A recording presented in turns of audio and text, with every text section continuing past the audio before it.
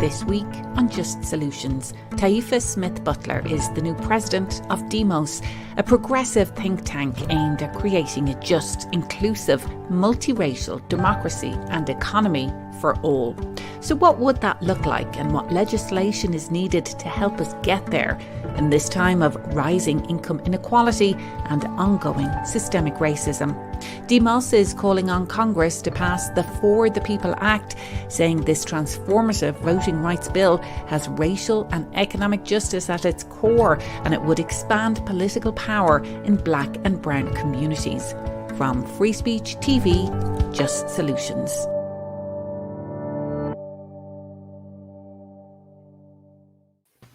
Taifa, it's great to have you with us. The two tenets of the work that you're doing at Demos is democratic reform and economic justice. As we heard there in the introduction, the For the People Act, which on the surface is a voting rights bill, so around democratic reform. As you are saying at Demos, it also has economic justice at its core. Tell us about that. Absolutely. And first of all, Maeve, thanks for having me here today. We can't have political power without economic power. And so that's been a strong tenet of Demos, is to really think about, as we try to expand access to the franchise, voting rights for Black and brown people in this country who have been most marginalized in our democracy. And as we see today, they continue to be. But we also have to think about that political power, that voice must also have an economic voice and economic power. And we see the two hand in hand, that in order for Black and brown people to really have voice and thrive in this country, we've got to marry economic power with political power. And so voting rights access to the franchise is important, but also we've got to think about the economic justice, the pocketbook issues to also address today. When we talk about the For the People Act, so many people reference the voter suppression tactics that are currently in play. We're seeing so much legislation being introduced and passed in states all around the country that saw record turnout of voters of colour. So when we look at these voter suppression issues, what are you most concerned about, particularly when we tie it to economic justice? So what I've seen, is, particularly in the 20 years that I've been working in the South, is that we've oftentimes used the excuse that people are apathetic about government or apathetic about what's happening, but we haven't put our finger on the fact that there are a host of barriers that have been put in place so that people cannot engage. And so when we get a historic moment like we saw last year, where tens of millions of Americans, particularly people of color, Black and brown folks, showed up and showed out at the ballot, now it's all of a sudden issues of security or fraud or things like that, when this should be a moment that is applauded. And the response that I see today with the voter suppression bills, I've been calling it an epidemic of voter suppression. And how do we address this long lasting tentacle that has been in our democracy, where we really don't want diversity of voice and thought in our election process and our democratic process? And what are the ways that we've continued to put these barriers in place for those most marginalized in our economy and our democracy to continue to stay silent? So we've got to address this long term through the For the People Act and for the John Lewis Voting Rights Advancement Act. These are critical tenets to make sure that the onslaught that we're seeing at the state level, which again is baked in white supremacy and fear mongering among this electorate, is to make sure that we've got a federal piece of legislation that can squash and stymie all of these state-based suppressionist tactics. We need the federal legislation to make sure that everyone has access. If we're not going to pass a constitutional right to vote, then we need this federal type of legislation to improve. Well, let's dig in a little more to exactly what the For the People Act would do and how it would, support those voters of colour. I know voting by mail was a huge issue because of COVID, and there are states like Colorado that had successfully and safely done elections all by mail for many years. That led the way. This is one of the areas that we're seeing being attacked essentially and being targeted by some of these voter suppression bills. Take us through why something like voting by mail is so important for voters of colour and those voters who have traditionally been marginalised at the ballot box?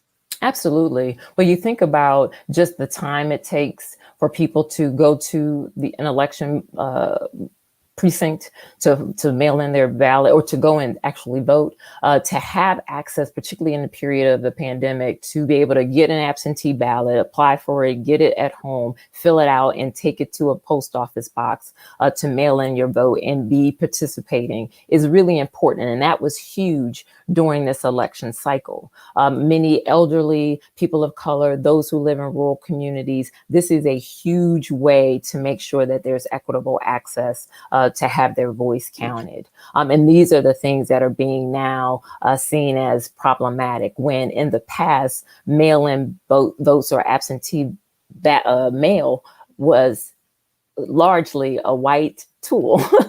A tool used by predominantly white people in rural communities, elderly, to use the mail-in ballot. And now all of a sudden, when people of color employ it during a pandemic, now it's seen as one of those things that are problematic. So that, I think, is one of the core pieces of the For the People Act that is important to expand and protect vote by mail, also same-day registration, online registration. Those are the things that, again, make it much more accessible and removes those barriers for people who can't quite get to a ballot, to a precinct on voting election day. And I think also what's important to see is I've talked to people across the South in particular is, when people are working 2 and 3 jobs just to make ends meet, and the amount of time that they have to go to the polls, whether or not early voting is extended, the opportunities they have to actually physically show up and be in long lines all day, people don't have time for that. So I think this act would also help ensure additional days of early voting and, weekend voting. Those kinds of things that are baked into our system can really help Black and brown folks who struggle to get to the polls. I think that's such a great point that you make, that's truly the intersection of economic justice and democracy there, because for so many people, it's an economic decision to take hours off your day to go stand in line. Potentially childcare could be an issue. Even transportation to the polls could be an issue. And yet we're seeing some of these voter suppression bills really getting to targeting the very core of that. And in Georgia, this issue, this bill being that was introduced to make it a crime to provide water or any kind of sustenance for people standing in long lines at the polls, that really is essentially targeting those low-income people, where it's a much bigger effort for them to cast a vote than somebody, say, in an urban area that has access to voting by mail.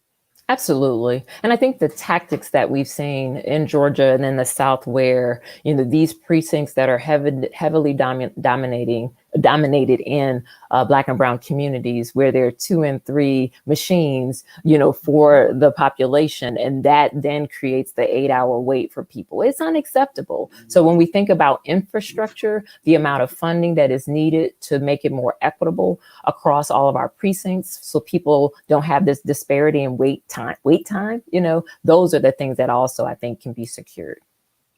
What are some of the other concerns that you have right now? I know the filibuster is something that we've explored extensively on this show, has been raised as an issue that is just basically an impediment to passing any progressive legislation, including the For the People Act. And I know Demos is weighing in on this, also exploring the racist history of the filibuster, how it has been used to target civil rights legislation. What are your main concerns when it comes to the filibuster? That it continues to be a relic of our racist past and our racist history. And it continues to be a tool for white supremacy to reign supreme. If you look at how we've advanced, I would say in the progressive space, these transformative policies like gun rights and minimum wage increase and the DREAM Act to improve opportunities for immigrants to have citizenship.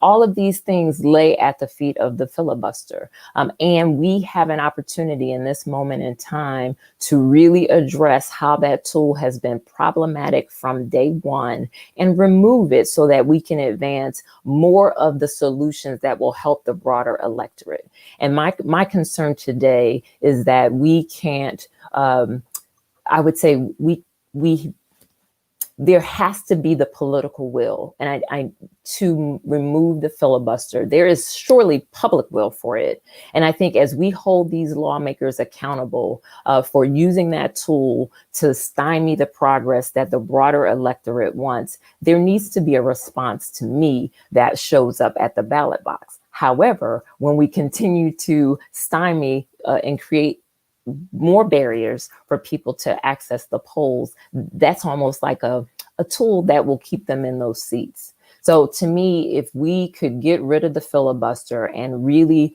advance all of these bills that are sitting in the Senate that could really address the challenges that we see in Black and brown communities, where gun violence is some of the most challenging things that face Black and brown communities, looking at student debt, looking at the disparities in pay, where raising the federal minimum wage could really be a way to raise the floor that could spark state level changes in addition to corporate changes in minimum wage and just fair pay. So those are the things that I think could really be levers that this government can use. But the filibuster is certainly being used as a tool to stymie that progress. When we talk about voting rights and we talk about big pieces of legislation like the For the People Act and, of course, then the filibuster, there's often a tendency, I think, then for us to focus on just the federal elections, of course, the presidential, the Senate, the congressional elections. But these voter suppression acts and protections that would be afforded by the For the People Act have much broader implications for local elections, for city council, county commissioner, your state house. And those elections very often have a much greater impact on people's day-to-day lives, including their economic lives as well. So maybe talk a little bit about that, about why this is such an integral thing when we talk about the wide-ranging implication of disenfranchising thousands and thousands of voters. Absolutely. That's such a great point. And we saw that here locally as well, that in order to get different representation, people have to have the power to put different people in those seats and also be able to not be beholden to the corporate influence and the money in politics that really has limited their ability to have a say in who's making the decisions that impact their lives. And so really thinking about this small dollar democracy to really enable people to be able to have more publicly driven campaigns, public finance campaigns that can help talk about diversify the look and the feel of who's representing the people. I think that is a tremendous way to also build more economic power and political power to Black and brown communities, by actually having people who are sitting in those seats with the lived experience of the community, who can then think about governing and think about policy solutions that really touch their constituents. And I think that's an important piece that we have to think about, because again, as we think about democracy today and the amount of corporate influence and the amount of wealth that is influencing the decisions that people are making, we have to break that up. And I think the For the People Act would be a specific way that we can get to really democratizing who is representing the people. We'd love to hear from our viewers. Let us know where you're watching us right now and your thoughts on this, the For the People Act, the filibuster, and its direct connection to racial and economic justice in this country. You can engage with us across all of our social media platforms. Well, big part of your work has been economic justice, and August 3rd, it was Black Women Equal Pay Day. That is the day that Black women will earn take us through exactly what that means, because we have equal pay day for white women, for Black women, for Latinx women. Take us through exactly what it means and why August 3rd was selected. Yes, August 3rd is the day that symbolizes the gender pay gap that we see in this country, where for every $1 a white male makes, a Black woman earns $63. And so for the income that a white male would earn in 2020, it would take 19 months or up to August 3rd for a Black woman to earn the same amount of money. And what we're really trying to show is the stark inequity that is baked into our economy, particularly for Black women. October is the date for Latinx women, and we have to really address this gender pay gap. And why it is important. As we think about long-term generational wealth, this affects Black families. For example, one of the data points that we've lifted up is that in a 40-year career, $1 million less is what a Black woman would make because of this pay disparity. A Black woman would have to work well into her 80s compared to a white man who would have to work maybe into his 60s. So you talk about the long-term effects of being in the labor force, but also the long-term effects on just wealth in general and what that means for generations down the road. And for Demos, for us to talk about an inclusive economy where Black and brown communities and people can thrive, we've got to address this inequity that is baked into our system. And it has been there since day one when we have devalued Black labor from jump, in terms of chattel slavery, in terms of America's original sin of racism, and that Black skin and Black bodies aren't worthy of pay and are not valued. And that has consistently borne out in our labor laws that have been passed, where the workforce where Black folks typically were, domestic workers, agricultural workers, they were not covered in those labor protections. And so those are continuing to persist as we see in this gender pay gap. When we talk about that aspect of the intergenerational impact on that, I think that is such an important point to make, particularly when we talk about economic justice, that there have been policies that have been baked into the very core of this country that have excluded communities of color, and particularly Black families, from amassing any type of intergenerational or family wealth, particularly through home ownership. And that's had a devastating impact on people's ability to advance. You can't borrow against a home you don't own to potentially send your children to college or to advance in other ways. And we've covered this on Just Solutions, where Black women are disproportionately bearing the largest brunt of student debt of any demographic in this country. I think it's really important when we talk about these economic issues that we look at that broader intergenerational aspect, because so much of the narrative, I think, in this country is that, well, if you work hard enough, you will succeed. And so if you're not succeeding, that's somehow a problem that you're not working hard enough, as opposed to looking at the broader multi-generational policies that have stopped people from realizing their full potential. Absolutely. And this broader conservative meta narrative around a personal responsibility, as if it is the fault of Black and brown people that they're not getting paid equitably, or that, the two jobs that they're making is not enough for them to support their families. But when we look at the gender pay gap, particularly for Black women's equal pay day, when we see across the board, regardless of occupation, women are paid less. So a woman who has pursued a medical degree and is a surgeon, she is making still less than her white male counterpart as a surgeon who's gone to medical school, has done a residency. And so again, when you think about if both of those folks took debt out to go to school, her pay is going to be, less than a white male, and may take her longer to pay that student debt off. These are systemic issues that have to be addressed that create this inequity that we see. And it, as you said, Maeve, it was born from the housing policies that were created that did not allow Black folks to own homes, from the banking policies and the redlining that took place that also disproportionately affected where Black folks could live and also get home ownership. I love some of the writings and the resources that have really helped us understand this better with Richard Rothstein's, Color of Law, and when affirmative action was white. Like, those books and that body of work has really helped us see the historical policy choices that were made in favor of white people in this country.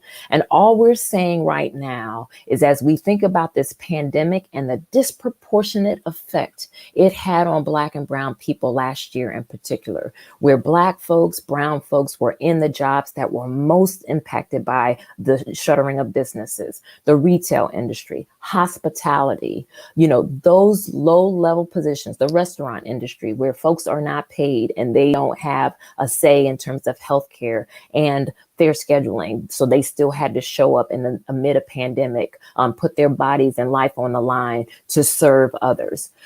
Black folks have been on this hamster wheel from day one, creating generational wealth for other people, creating assets and capital for other people. What we're asking for now is the government, who was the proponent of this inequity, is to fix it and to make sure that all the things that we think about now going forward, that policy has a racial equity goal. And these things around the pay gap, fair wages, living wages, child tax credits, amending the tax code to support people who are struggling to get to the middle class. Those are the kinds of things that can help Black and brown people fare better. And I would say also is, when we think about power in this country, we have not given workers voice. I live in a right to work state. Many of us live in a right to work state. So when we think about economic justice and the government creating better opportunities for folks to have voice in their work environments, the PRO Act is one of those clear ways that would give folks the right to organize, to get better scheduling, better pay, better working conditions, so that they too can benefit from this work and this labor that they're putting in for this country every day. To tie all of this back to, what we started talking about, the For the People Act, and the need to have strong voter protections in place so that people can be represented and people can have their voices heard when it comes to our elections. When you do have governance that acknowledges the systemic racism that exists, we then see policies put in place that can tackle it. And right now, the massive infrastructure bill actually has quite a large component that acknowledges the racial equity and the racial inequity. Pete Buttigieg, the transportation secretary, actually back in April described our highway system as, well, he said racism is built in to our infrastructure, talking about racist highways. Now, he was laughed at almost by some Republican lawmakers who said, no, it's just a road. But if we look at how highways were created and dividing literally communities of color, particularly urban Black communities, and what that did then to the economics of those communities, Absolutely. we can start to connect all those dots. So talk a little bit about that, about maybe some of the corrective measures that we're seeing and what more we need to see. Absolutely. Again, if people were just students of history, and I mean, really, to go back and look at some of these things, it would be crystal clear and obvious that the policy choices that were made were in essence racist policies, that they disproportionately affected Black people, brown people, communities of color across this country. I mean, when I see here in Atlanta and other places in the South where every highway, especially when the big highway bill was passed, they cut right through Black businesses, Black communities, where there was burgeoning wealth that was being generated by Black and brown communities. And I love what Dr. Kendi says in his work around how to be an anti-racist, is that any bill, any legislation that creates inequity for a racial group is a racist policy.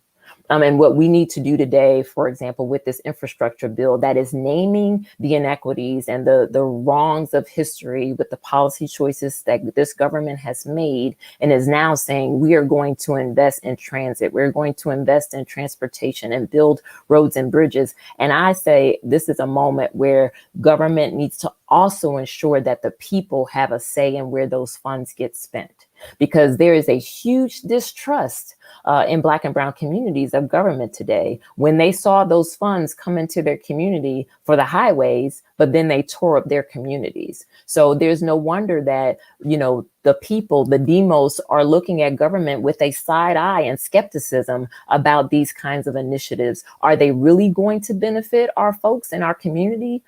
Or are they just talking out of both sides of their mouth, and they're going to continue to create the inequities that we see. So I think there's huge opportunities to invest in transit in communities. We saw with the pandemic, particularly in the South, where there was very poor infrastructure for broadband, and how Black students were disproportionately affected in these schools that had no broadband access to be remote. So there's a way that we can level the playing field by making these kinds of infrastructure investments. And it counters the broader narrative around austerity and the scarcity frame. Because we've seen far too often that we're quick, our political leaders are quick and okay with passing all kinds of tax credits and tax breaks to the very top. But when we're talking about investing in infrastructure and programs that could really bolster the lives of the broader electorate, particularly those challenged and trying to get to the middle class, those are the things that seem wasteful. So I would just continue to encourage our lawmakers that this bill, this infrastructure package that's now going to the House, is one step to really make sure that we can bolster our economy and make sure that it's more inclusive for Black and brown folks. But we cannot sleep on these voter bills. They have to go hand in hand. The Senate has to come back and do the job, because if we don't, we will not see the power that is necessary in this country for Black and brown people. And that's what is critical as we move toward a nation that is majority people of color, where the income inequality continues to grow, the chasm between the have and the have-nots, the wealthy and those struggling to make ends meet, that continues to grow. So we have to have a broader policy response to help. And of course, then so much of the decision making around where those funds will be spent will be happening at a local governmental level. So this goes back to the fact that if people feel disenfranchised from the entire election system, they're not going to show up to those meetings where they can maybe have their voice heard when it comes to this local spending. Well, John, who's watching on Facebook, says that we need a racial inequity analysis of the impact of proposed policies. It's not always cut and dry, but this step needs to be integrated into our policy making. In the last few minutes that we have, Taifa, I heard Representative Ayanna Pressley saying, I think it was in relation to the infrastructure bill, that we are at an inflection point of governance right now. We have opportunity and also a lot of challenges. You're now taking the helm of Demos at this inflection point. What do you see in terms of how this inflection point is playing out, and what we need to do to make sure that it plays out with a progressive agenda, with this racial equity at its core? Yes, I can't tell you how thrilled I am to be able to be in this position, but also how, the trepidation, because we are in an incredible moment, to your point. And I think we at Demos, as we're even dreaming and thinking now about what are the things that we need to do, leaning on our 20-year history of this intersection of democracy reform, inclusive economy, racial justice, Black and brown lives, and that they can thrive in this country and be liberated from this oppressive economy that we've seen. What are the things that we need to do? How do we lean into our strengths? And again, bringing sort of our litigation arm, our research and our policy solutions to the table that we've been doing for over 20 years now, that can really help govern in this moment, but also our connection to movement.